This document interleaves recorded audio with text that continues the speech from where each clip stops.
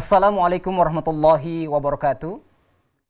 Alhamdulillah, alhamdulillahi binikmatil iman wal islam. Asyhadu an la ilaha illallah wa asyhadu anna Muhammad Rasulullah. Allahumma salli ala sayyidina Muhammad wa ala alihi sayyidina Muhammad. Sadaqallahul azim. Kaum muslimin dan muslimat pemirsa TVRI Sulawesi Tengah yang berbahagia. Senang sekali pemirsa kembali kami menyapa Anda dalam program acara persembahan TVRI Sulawesi Tengah, yaitu program acara Mimbar Agama Islam. Dan insya Allah program Mimbar Agama Islam ini akan menambah munajah dan takarub kita kepada Allah Subhanahu wa Ta'ala. Kaum muslimin dan muslimat pemirsa TVRI Sulawesi Tengah yang berbahagia, alhamdulillah telah hadir di tengah-tengah kita, mohon maaf, narasumber, yaitu Al-Ustadz Al-Mukarram Ustadz Profesor Dr. Zainal Abidin MAG. Assalamualaikum Ustadz. Waalaikumsalam Sehat-sehat, warahmatullahi wabarakatuh. Alhamdulillah. Terima kasih telah hadir di studio kami. Profesor Dr. Zainal Abidin merupakan Ketua Majelis Ulama Indonesia Kota Palu. Dan kami juga membuka line telepon di 0451 452 414 bagi pemirsa yang ada di rumah yang ingin berinteraktif dengan Ustadz atau ingin bertanya pada materi kita sore hari ini di program acara Mimbar Agama Islam. Kaum muslimin dan muslimat pemirsa TVRI Sulawesi Tengah yang berbahagia, tema kita pada sore hari ini di program acara Mimbar Agama Islam yaitu tentang hikmah di balik musibah. Allah Subhanahu wa Ta'ala berfirman di dalam Al-Quran yang artinya tidak ada sesuatu musibah yang menimpa seseorang kecuali dengan izin Allah Subhanahu wa Ta'ala. Dan barang siapa yang beriman kepada Allah Subhanahu wa Ta'ala, niscaya Allah akan memberi petunjuk kepada hatinya. Al-Quran surah At-Taghabun ayat 11. Dan untuk mengkajinya lebih dalam lagi materi kita pada sore hari ini, langsung saja kita persilakan kepada Al-Ustadz Al-Mukarram Ustadz Profesor Dr. Zainal Abidin MAG. Kepada Al-Ustadz, tafadhol, kami persilakan Ustadz. Assalamualaikum warahmatullahi wabarakatuh. Waalaikumsalam warahmatullahi wabarakatuh. Alhamdulillah wassalatu wassalamu ala Rasulillah Sayyidina Muhammadin wa ala alihi wa sahbihi wa man wa'ala amma ba'd. Yang terhormat para pemirsa TVRI, saudara pemandu, saya kira kalau kita bicara soal hikmah di balik musibah. Ya. Kalau kita bicara soal musibah, di dalam Al-Quran ada ayat yang menjelaskan kepada kita bahwa وَلَنَبْلُوَنَّكُمْ بِشَيْءٍ مِنَ الْخَوْفِ وَالْجُوعِ وَنَقْصٍ مِنَ الْأَمْوَالِ وَالْأَنْفُسِ وَالثَّمَرَاتِ وَبَشِّرِ الصَّابِرِينَ. Kami pasti akan menguji kalian. Jadi ujian itu pasti datang. Dengan walanabluwannakum bisyai, dengan sedikit, ya. Jadi ujian sedikit ketakutan, sedikit kelaparan, wanaksin minal amwal, nanti akan kekurangan harta, kehilangan jiwa orang yang kita cintai dan sebagainya. Itu pasti. Jadi ini bagian dari apa yang kita sebut dengan musibah. Artinya ada kejadian-kejadian yang datang kepada kita, kita tidak senang kejadian itu. Itu sebenarnya arti daripada musibah. Musibah, ya. Ya. Nah, seperti tadi kelaparan, ya kan, ketakutan, kekurangan harta, orang yang kita cintai dipanggil atau meninggalkan kita semua. Tetapi di balik ujian tadi itu, ya termasuk bencana alam misalnya, kemarin kita tertimpa musibah, gempa, tsunami, dan likuifaksi. Iya. Itu semua bagian dari ketentuan Allah Subhanahu wa Ta'ala yang akan menguji kita. Lalu ayat itu berlanjut dengan wabashiris sabirin. Artinya bergembiralah orang yang sabar. Di balik ujian itu, di balik musibah itu, kita diberi potensi, diberi kekuatan oleh Allah bahwa kita bisa menghadapi ujian itu. Ada potensi yang kita miliki. Itulah sabar. Bergembiralah kalau orang bisa bersabar terhadap ujian-ujian yang datang dari Allah Subhanahu wa Ta'ala. Artinya, kunci utama menghadapi musibah, kunci utama menghadapi ujian itu adalah kesabaran. Kesabarannya. Wabasyiris sabirin alladzina idza asabathum musibah qalu inna lillahi wa inna ilaihi rajiun. Apabila mereka itu tertimpa musibah, sesuatu yang datang kepada kita, kita tidak senang dia datang, kita ucapkan inna lillahi wa inna ilaihi rajiun.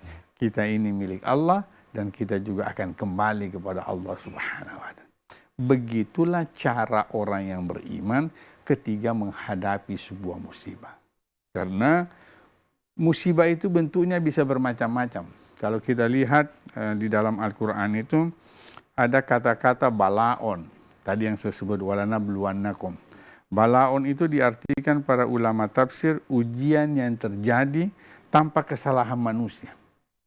Jadi ada ujian yang datang kepada kita itu bukan karena kesalahan kita. Itu yang disebut dengan balaon. Nah, ujian ini bisa baik, bisa juga tidak baik. Bisa juga tidak baik, Ustaz, ya? Ya, tergantung kita yang mengelolanya ini ujian ini. Misalnya, Allah memberikan kita harta. Kalau harta itu kita gunakan di jalan Allah, kita gunakan untuk kepentingan mencari keridhaan Allah Subhanahu wa Ta'ala sesuai dengan ajaran agama, maka berarti ujian tadi menjadi baik. Kita diberi harta, itu sedang diuji oleh Allah. Bisa juga orang diberi harta oleh Allah Subhanahu wa Ta'ala, bisa jadi tidak baik.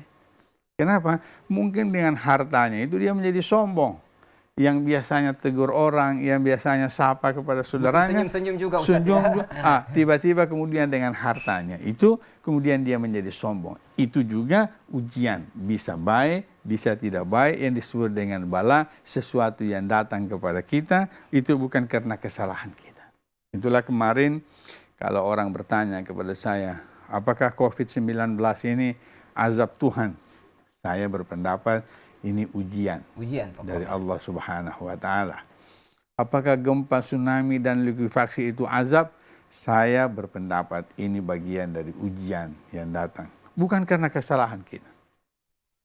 Dan kita juga tidak bisa menentukan siapa yang melakukan kesalahan sehingga kemudian azab Tuhan datang. Bahkan gempa, tsunami, likuifaksi kemarin ada orang yang sedang sembahyang justru meninggal juga. Itu artinya boleh jadi di dalam sebuah peristiwa itu memang ada ujian, boleh jadi ada azab, boleh jadi ada peringatan, tetapi kita tidak boleh mengklaim bahwa seseorang yang tertimpa gempa, tsunami, likuifaksi atau COVID-19 itu adalah bagian dari azab Tuhan. Karena kalau bicara azab, hanya Allah Subhanahu wa Ta'ala yang tahu azab itu. Kalau kita misalnya merujuk kepada Al-Quran, ketika ada azab yang diturunkan di zaman Nabi Lut, ada azab yang diturunkan di zaman Nabi Nuh, dan azab-azab yang diturunkan oleh Allah sebelum Nabi Muhammad SAW itu dijelaskan oleh Allah bahwa itu azab. Kalau sekarang, siapa yang mampu menjelaskan bahwa itu azab? Kalaupun ada yang menjelaskan, itu hanya menafsirkan sebuah peristiwa yang menyatakan itu adalah azab. Baik, jadi saya kira itu yang pertama, bahwa sebuah musibah itu bisa dalam bentuk bala, bisa juga dalam bentuk musibah. Musibah itu ujian yang terjadi karena kesalahan manusia. Jadi Allah menurunkan musibah, Allah menurunkan bencana, boleh jadi karena ada unsur kesalahan manusia di dalam. Saya beri contoh. Misalnya banjir bandang, itu musibah. Ada kesalahan manusia. Di mana kesalahan manusia? Mungkin penggundulan hutan secara liar, penebangan hutan secara liar, melakukan pengerutan gunung dan lain sebagainya, yang begitu ketika hujan turun, maka terjadilah banjir bandang. Ini musibah, artinya ada kesalahan manusia di dalamnya, yang melakukan kesalahan-kesalahan yang sesuai dengan peraturan dan perundang-undangannya. Karena menurut ilmunya gunung itu harus dilindungi, alam ini harus dijaga, ya, kelestarian alam dan lain sebagainya. Begitu orang melakukan penebangan secara liar, itu artinya dia melakukan kesalahan. Maka begitu banjir bandang datang, itu karena kesalahan manusia. Nah, yang ketiga ada namanya fitnah. Bencana yang terjadi yang menimpa orang, baik orang yang salah maupun tidak salah. Jadi itu namanya fitnah. Fitnah Pak Prof. Ya, dalam bahasa Arabnya fitnah, dalam bahasa Al-Quran. Jadi bencana yang datang boleh karena kesalahan, boleh juga bukan karena kesalahan. Atau ada orang yang melakukan kesalahan, ada juga orang yang tidak melakukan. Yang kita sebut dengan peringatan. Kalau orang salah yang melakukan sehingga datang musibah, itu artinya peringatan. Kita harus introspeksi diri. Ini kesalahan, ini karena saya melakukan sesuatu sehingga Allah menurunkan musibah. Ada juga bukan karena peringatan, tapi ini bagian juga dari ujian. Saya tidak melakukan kesalahan, kenapa saya juga? Ini juga mungkin bagian dari peringatan Allah Subhanahu wa Ta'ala. Ya. Dan yang keempat ada namanya azab. Bencana yang datang kepada kita semua boleh jadi karena dosa dan maksiat kita. Jadi kalau kita banyak melakukan dosa, banyak melakukan maksiat, boleh jadi Allah akan menurunkan azabnya, menurunkan musibah kepada kita semua. Sehingga dengan demikian saya kira apa yang terjadi seperti saat ini, gempa, tsunami, likuifaksi, termasuk COVID-19 yang melanda dunia ini adalah bagian dari ujian Tuhan kepada kita. Ujian Allah Subhanahu wa Ta'ala kepada kita semua. Dan memang kita menduga bahwa boleh saja Allah sedang menguji kita, apa kita masih bertakwa, apa kita masih beriman kepada Allah Subhanahu wa Ta'ala, tidak. Atau kita sudah putus asa dengan apa yang terjadi saat ini. Demikian hikmah yang kita bisa ambil di balik sebuah peristiwa, di balik sebuah musibah seperti saat ini adalah mari mendekatkan diri kepada Allah Subhanahu wa Ta'ala. Mari kita melaksanakan ajaran agama ini dengan baik dan benar, tanpa harus kita suka menyalahkan orang lain, suka menjelekkan orang lain, suka mencaci, beda fahamnya dengan kita semua, tetapi mari kita introspeksi diri kita masing-masing. Jangan saya melakukan kekeliruan dan kesalahan. Ketika saya mengoreksi orang lain, ketika saya mengkritik orang lain, jangan-jangan justru saya yang melakukan kesalahan seperti ini. Dengan demikian, mari kita berkaca kepada diri kita masing-masing, introspeksi diri kita masing, jangan-jangan ini bagian dari ujian. Dan ingat, ujian itu kalau kita di perguruan tinggi, ujian itu kan untuk naik kelas. Kalau kita mau naik kelas kan ada ujian semester. Ya, ada ujian semester ya. Pak Prof, ya. Ya. Kalau kita mau naik tingkat ada ujian semester. Artinya bahkan ada mahasiswa saya minta diuji. Pak, kapan saya bisa diuji disertasi saya? Kapan saya bisa diuji tesis saya? Apa artinya? Dia ingin meningkatkan taraf hidupnya yang lebih baik. Kalau dia sudah diuji disertasinya, itu artinya dia tidak lama lagi akan mendapatkan gelar doktor.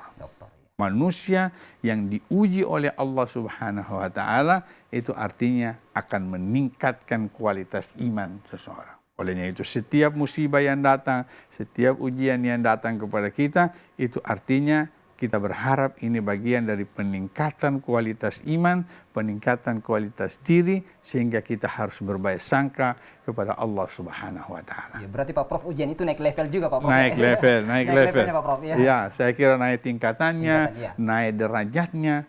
Semakin banyak ujian yang menimpa kita, semakin dewasa kita di dalam menghadapi masalah-masalah. Seperti hari ini.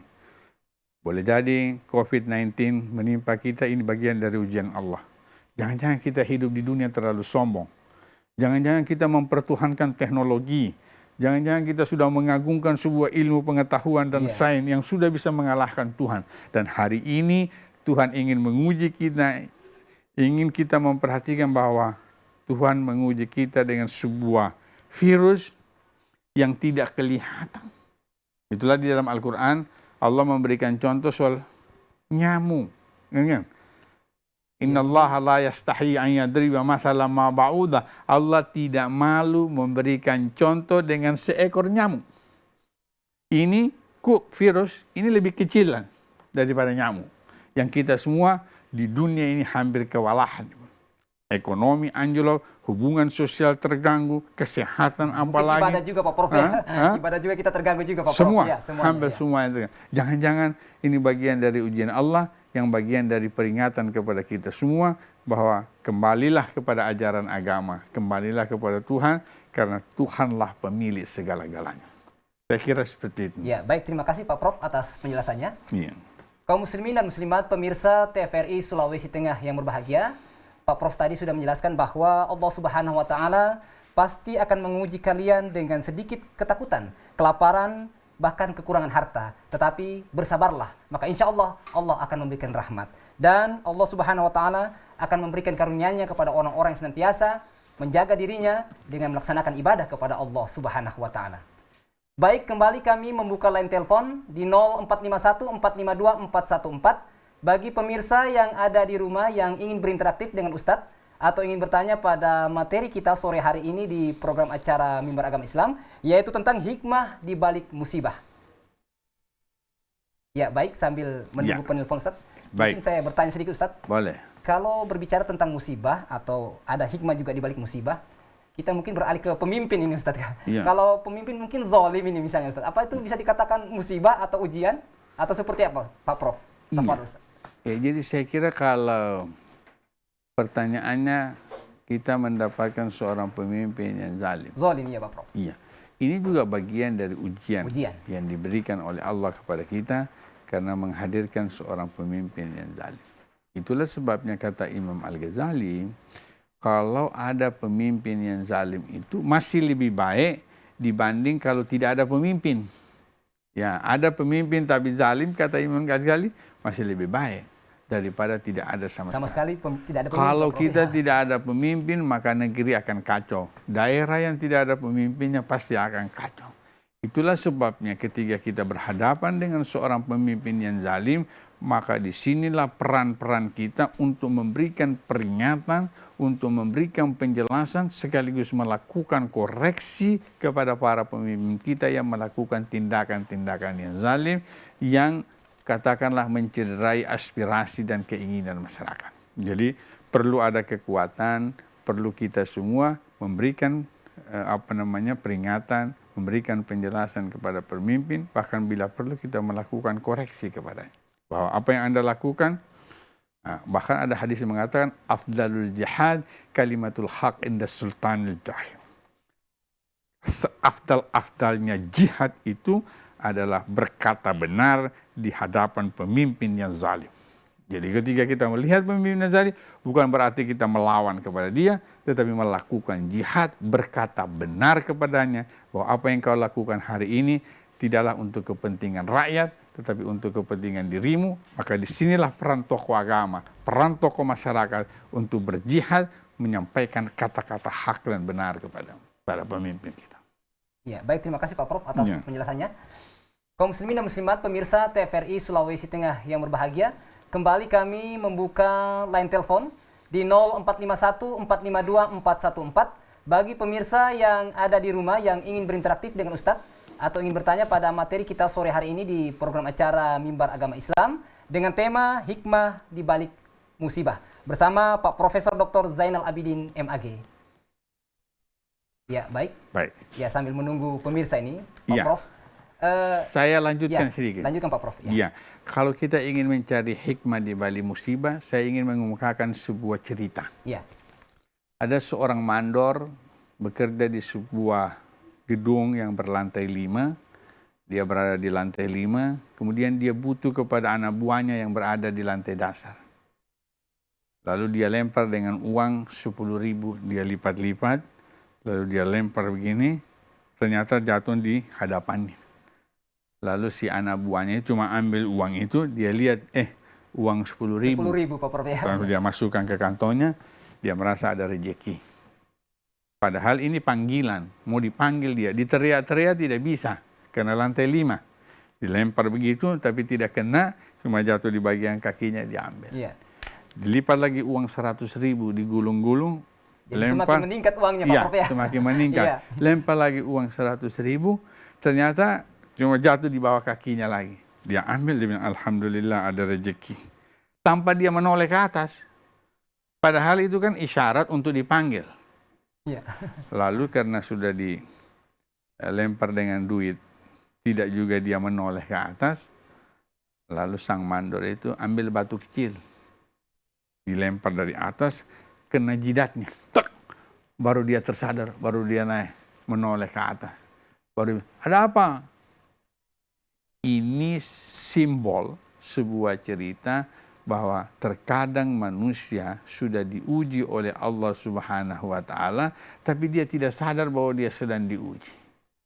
Ya kan? Nanti kena lemparan batu baru dia kaget. Ketika dia diuji dengan kedudukan, dia diuji dengan jabatan, dia diuji dengan harta, dia tidak merasa bahwa ini ujian. Tetapi nanti datang musibah, seperti batu kecil tadi itu, baru dia kaget. Oh, ternyata saya diberikan ujian oleh Allah Subhanahu wa taala. Olehnya itu sebenarnya hikmahnya setiap ada peristiwa yang terjadi kepada kita semua harus diambil hikmah di balik kejadian-kejadian itu. Apakah itu hal yang menyenangkan atau hal yang menyulitkan kepada kita semua, harus diambil hikmah di balik setiap peristiwa itu. Seperti COVID-19, pasti ada hikmah di balik semua itu. Peristiwa gempa, tsunami, dan likuifaksi yang kemarin itu yang memporak-porandakan juga kita semua, pasti ada hikmah di balik semua peristiwa. Karena Allah berfirman di dalam Al-Quran, ma khalaqta hadza batila. Saya atau Allah tidak pernah menciptakan sesuatu itu dengan sia-sia. Pasti ada hikmah di balik. Boleh jadi kita sudah tahu hikmahnya, boleh jadi juga nanti peristiwa demi peristiwa waktu yang akan mengajarkan kepada kita peristiwa apa sebenarnya yang diinginkan oleh Allah Subhanahu wa taala dengan menurunkan bencana, baik itu dalam bentuk bencana alam maupun bencana non alam, baik itu dalam bentuk bala, baik bentuk musibah, fitnah ataupun azab, pasti ada hikmah. Tuhan itu Maha Pemurah dan Maha Penyayang.